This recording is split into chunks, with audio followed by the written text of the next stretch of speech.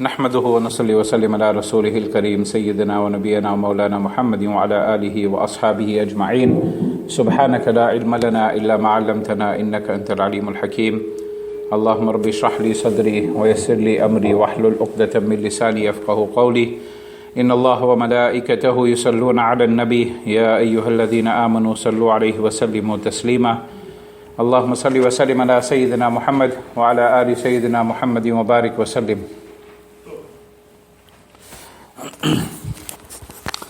قال الله تعالى في القرآن المجيد والفرقان الحميد بعد أعوذ بالله من الشيطان الرجيم بسم الله الرحمن الرحيم. وقضى ربك ألا تعبدوا إلا إياه وبالوالدين إحسانا إما يبلغن عندك الكبر أحدهما أو كلاهما فلا تقل لهما أف ولا تنحرهما وقل لهما قولا كريما واخفض لهما جناح الذل من الرحمة وقل رب ارحمهما كما ربياني صغيرا. صدق الله مولانا العظيم وصدق رسوله النبي الكريم ونحن على ذلك لمن الشاهدين والشاكرين والحمد لله رب العالمين. Honorable, respected brothers, elders, ulama kiram, huffaz kiram, respected listeners, assalamu alaikum wa rahmatullahi ta'ala wa barakatuh. Allah Rabbul Izzati wal Jalal tells us in the 15th juz of the Holy Quran that we should worship Allah subhanahu wa ta'ala iyyah, alone. We should not worship anything except Allah subhanahu wa ta'ala. Our worship should always be directed towards Allah subhanahu wa ta'ala, not to anyone, not to any of the creation, but only to the Creator, Allah Rabbul Izzati wal Jalal.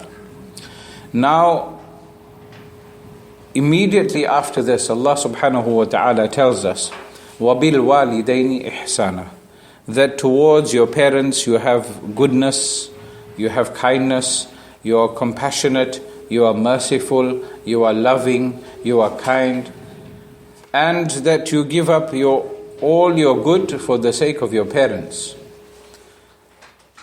Because this is the greatest obligation after worshipping Allah subhanahu wa ta'ala. After worshipping Allah ta'ala, the greatest obligation mankind has is towards their parents.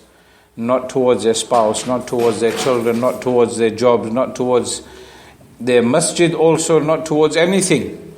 But Allah subhanahu wa ta'ala says, directly, immediately after His worship, Allah subhanahu wa ta'ala is telling us that we have to make sure that we worship Allah subhanahu wa ta'ala, and thereafter immediately we recognize who our parents are, what is their value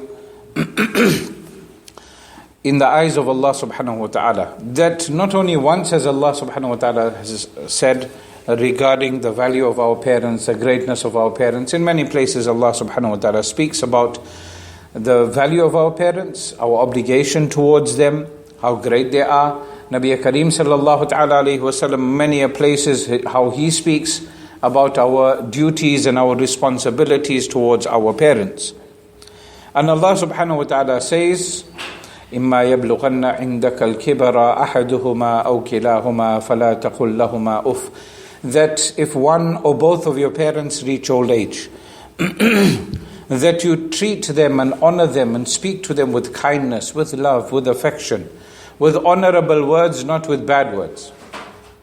Now Allah Rabbul Izzati wal Jalal and His beloved Nabi Kareem sallallahu ta'ala alayhi wa sallam is teaching us something that is very, very important, and something that we find as time is going by, that respect and honor for parents is deteriorating. Respect and honor for the mother who went through so much of difficulty, who went through so much of hardship, who went through the pains of labor and the pains of childbirth, and for that pains that she went through while she was carrying the child in her womb. That honor and respect that she deserves is not there. The difficulties and the hardships that the father went through. The difficulties and the hardships, one brother messaged me, he says that his wife had a baby, mashallah. So he says to me that, in his text, that mum and baby are fine, but the father is totally exhausted. Mom and baby are fine, they're okay, baby is alright, baby has been born, fine. but the father is exhausted. The father also goes through difficulty. No doubt, without a shadow of doubt, what the woman goes through is something men wouldn't be able to handle. That's why Allah Ta'ala only made it such that women can have babies. But even the father goes through difficulties and hardships, and that's why they deserve honor and respect. When Nabi Kareem sallallahu ta'ala alayhi wa sallam was asked, who should I honor? He said, your mother. He said, then who? He said, then your mother. Then who? Then your mother.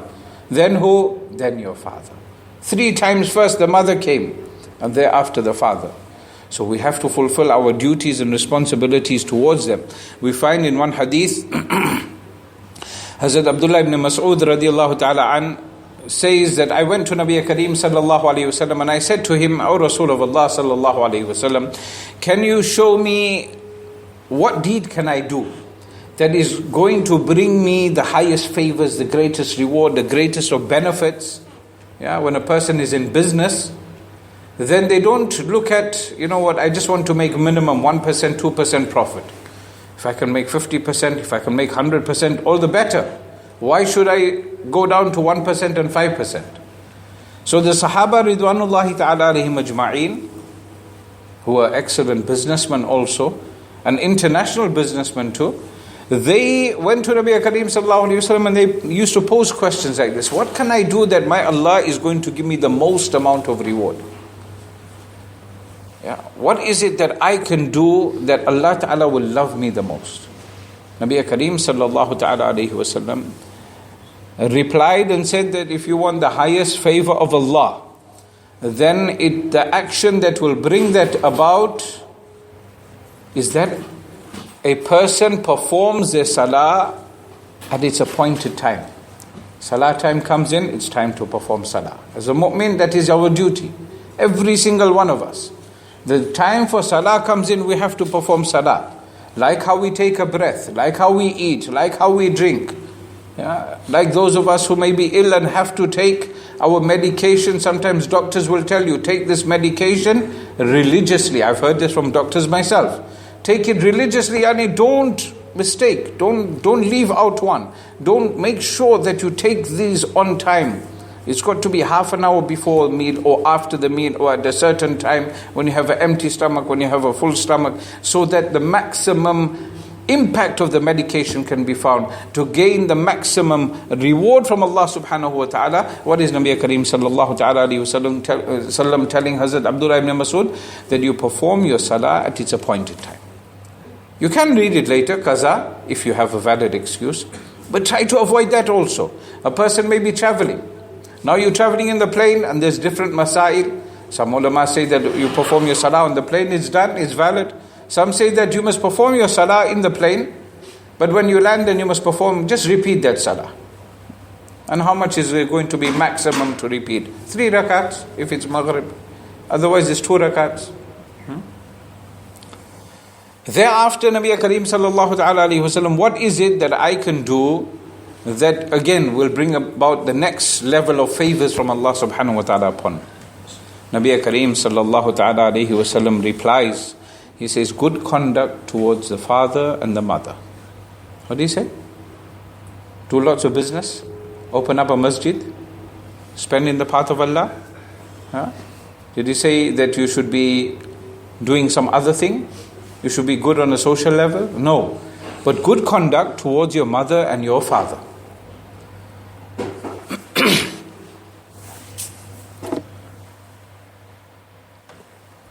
Once Hazrat Abdullah radiallahu ta'ala an, he narrates that a man came to Nabi Kareem sallallahu ta'ala alayhi wa sallam and he says that I give my hand to you, I make bay'at to you, I pledge allegiance to you, whatever you tell me to do, I will do it. Whatever you tell me, I will do it. So just give me a command. Nabi Kareem sallallahu ta'ala alayhi wa sallam said that, hold on a minute, are your parents alive? Either one of your parents? He said, yes, both my parents are alive. So he says, then if you want to make me happy and you want to make Allah Ta'ala happy, then go and serve your parents. Make their khidmat, look after them. Take time in serving them, looking after them, taking care of their needs, and doing whatever you can to try and help them. Hazrat Abu Umama radiallahu ta'ala an, he asked Nabi Kareem sallallahu ta'ala alayhi wa sallam that what are the rights of parents over their offspring, their children, grandchildren, so forth. Sometimes the person thinks you only have to do for your parents, you don't have to do for your grandparents. No. Your offspring, what are the rights that the parents have over their offspring? Nabi Kareem sallallahu ta'ala alayhi wa sallam says, your entry into Jannah or Jahannam, one of the two, depends on your behavior towards whether it is good or bad, your good or bad conduct towards your parents. If you do good, you go to Jannah. If you do bad, you go to Allah Ta'ala. Save us from Jahannam. Ameen. In other words, if you treat your parents well, you treat them kindly, you treat them with love, you put their needs in front of yours, then you are heading towards Jannah. But if you have now become selfish, your wife has taken now more importance, your husband has taken more importance over your parents, then we are on the wrong track. And many a times we find this. Many a times we find that parents will be dumped. Parents will be moved. No, we got to move away from the parents. Can't stay with the parents. You know why? My mother is always after my wife. She's constantly nagging my wife. Father is always doing my husband's head in, do this, do that, help me the housework and fix this up and fix that up and move this here and move that there. Let's just move out on our own. Then we don't have to deal with their nonsense. Na'udhu billahi min dhalik. Allah Ta'ala save us. Allah Ta'ala save us that we have the opportunity to serve our parents and we don't take advantage of that. It is very frightening that what increase there is in the amount of disrespect for parents. Many a times we find parents come crying to us. Old people, sometimes their hair is gone white. And they're saying, you know what, I'm struggling, can you give me a food parcel please? But when they speak of their children, oh my son, he's an architect, he's an engineer, he's a this, he's a that. Oh, he's got a big mansion, so and so place. Oh, you know what cars he drives. With all of that, he hasn't got money to feed his father or his mother. May Allah Ta'ala save us from that. The second thing we find that Allah subhanahu wa ta'ala wants us to be grateful to our parents. In this day and age, what do we find common with our parents when they get old? Put them in old age home. Put them in an old age home. One is you put them into a care place, a care home. There's a huge difference between a care home and an old age home. A care home, because maybe they have some illness. They need 24/7 support on the trot.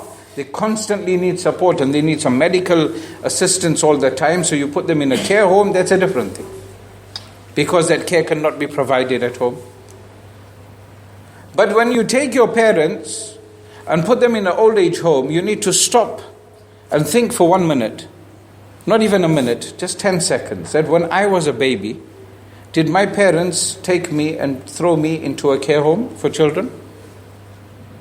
Did my parents take and put me there and say, no, you stay there. When you're big, then we'll come pick you up. Once you're qualified as a doctor, and now once you're a cash cow, then we'll come pick you up. Never. Rather, the mother, we know what difficulty she goes through at childbirth. Before that, all the difficulties she went through already.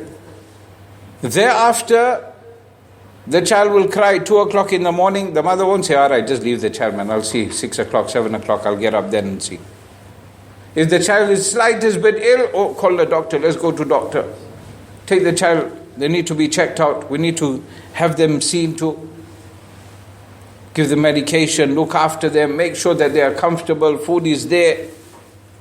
Father is running around, taking them here, there. Whatever difficulties that they have gone through, all that hardships that they have gone through. And after that, making sure they got a good education, both dini, secular, paying whatever fees and tuition and whatever. And nowadays, because our parents were poor and they didn't have enough money to send us for all the classes, now the bichara child, every day they got to do something. So Monday is swimming, Tuesday is football, Wednesday is violin lessons, Thursday ballet, Friday, okay, go madrasa. We've got nothing for you to do. We have